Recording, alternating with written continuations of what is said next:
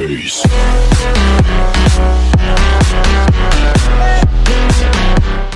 What is up, guys? Welcome to T-Town Raids. My name is Travis, bringing you another war recap video. This war was against a clan called Vietnam. As you can see, just edged them out 63 to 59. Show you what they did to our bases. This clan brought all 3-star attacks, and they were pretty good clan actually overall. Let's give them the respect they deserve. Jump over. 2-starred all of our town hall 10s and 11s except for Brand. Most of our town hall, actually it looks like they let 2 of their 9.5 slip through. And you know, they were hit or miss on the town hall 9s, but as you can see, for the most part they cleaned up the bases pretty well. Something interesting enough, they used Giant Healer paired with Hogs, and I have not seen that strategy in months. They're actually fairly successful with it. I'm not a big fan of it just because the Giants, if they don't do what you want them to do, and they're susceptible to spring traps, can be fatal for your attack. I prefer golems over it, but they were successful at it, and they're interesting to watch. But let's jump over here and look and show you some of our attacks from last war. And that was a 3-star Town Hall 10. I have a different video for that one, and I'm going to come back to that attack from Stew Dog at the end. So let's start out here with number 19. I'm going to start with number 19. Most of those attacks up top were Town Hall 10s, 3-star and Town Hall 9s. So this is an attack from Smith BJ, and he's actually going to bring us a shattered Go La Loon. So as you can see, he drops down 4 earthquakes. His goal here is to get to those 2 air defense on the north. He only brings 2 lava hounds because of the level 6 air defense. Level 6 air defense. If it's a town hall max town hall 9 air defense, like town hall level 7 air defense, you do need 1 extra hound per defense. The 2 will not do it; they'll pop too fast. But if it's these level 6 air defenses, you can be rest assured that the one per air defense should be enough. I always recommend 1 extra, but I play it on the safe side, so I would have brought less wizards. But as you can see, Kill Squad goes in. Kill Squad's doing a real nice job taking out the air defense. Barb King's still up. Just rage the Barb King up. Once those air defense goes down, he's going to go ahead and start his air attack from the right side. And as you can see, he's going to start off with the clockwise deployment. The clockwise deployment ensures that your balloons actually go through the core, wrecking the base. You actually want your balloons to push through the core if possible. So sends in his hound, and he's doing targeted balloons on each of the outside defenses. His hound actually goes down, but he's got enough balloons up, and these defenses aren't quite max Town Hall 9 defenses, so his balloons are staying up a little bit longer than they normally would. Sends in his second hound. He drops his haste where needed. He saves a couple of balloons for the backside archer tower, and he speeds up. Drops his last haste to speed up the balloons into the last air defense, and the archer queen's actually still up, providing a nice bit of support, taking out that last air defense. So you're going to go ahead and speed it up. Just clean up for Smith and BJ. Good attack, Smith.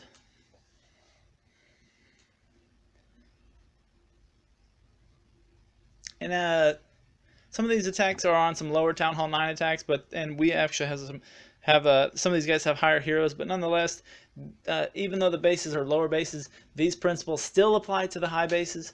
The same principles at the high bases also work on the low bases. So, all right, here's an attack from Mobius.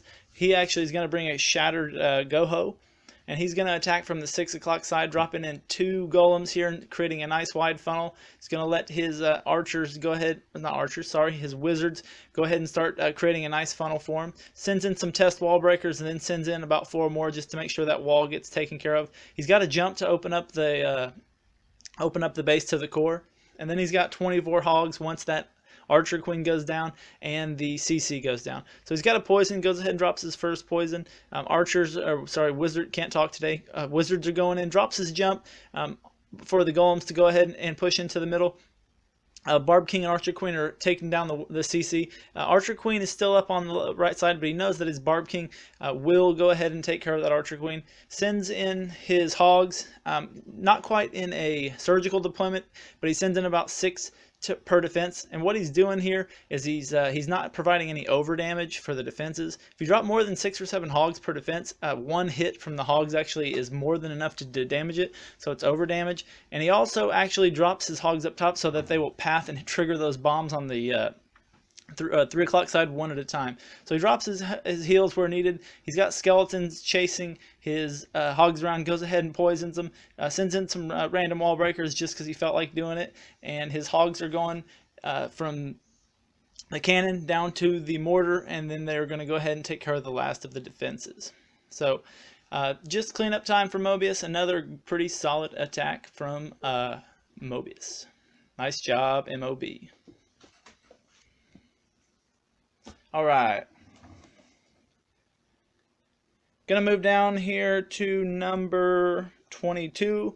This is an attack from Squid Police. And this is a Govalo. And this actually has a really cool plan here. I'll show you. I'll mention it at the end. He's actually going to send in his 2 golems and create a nice wide funnel for his Valkyries. He does something unusual at the end to take care of that 3rd air defense. As you can see, he's got 9 balloons. If you notice that all of the air defenses are right here, if he can get those 3 air defenses down, he's only got 1 left. So he actually has a plan for that 3rd one. And once the 3 go down and the 4th one goes down, he's got 9 balloons, and that's more than enough to take care of the base. Goes ahead, drops down a jump and a poison to help slow down that CC, slow down the damage that's coming in. And once the Clan Castle's poisoned, he goes ahead and drops in his Valkyries, and he drops his first heal real early. Anytime you're using a Valkyrie attack, go ahead and drop your heal early just to keep him up as long as possible. It works better. And as you can see on the backside, he drops his Barb King as a uses it kind of as a golem, and his Archer Queen right in behind it. And as soon as that air defense goes down, which is actually a really clever plan to go ahead and take care of this last air defense. He's got 9 balloons, and there's already basically nothing left of this base, but those balloons are just going to pretty much swarm the base and just overwhelm it. So the last air defense goes down, sends in his balloons on the bottom side, and there is no chance that this base survives. All right, nice attack from Squid Police. Gonna go ahead and fast forward the cleanup time. All right, got one more attack. Gonna show you. Gonna go up to number 7. It's a bully attack by Stew Dog. But I do think there is some important tips you can learn here.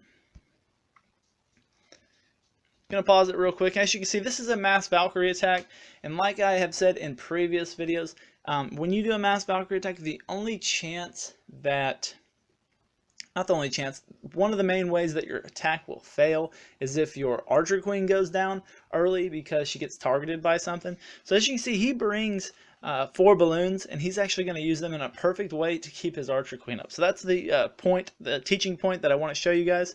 That it's the takeaway from this last attack. All right, so he has a jump. He's going to go ahead and drop his first jump, opening up the first compartment to the Archer Queen. He also has a second jump to open up the rest of the base. You actually don't have to attack towards the Archer Queen. You can attack towards any side you want with the Valkyrie attacks. Goes ahead and drops his poison down to slow those balloons down. If you have an unprotected golem with balloons on it, they will go down quick. So he goes ahead and sends in his Valkyries once the poison's dropped. Sends in the Barb King and the Archer Queen and the rest of his Valkyries.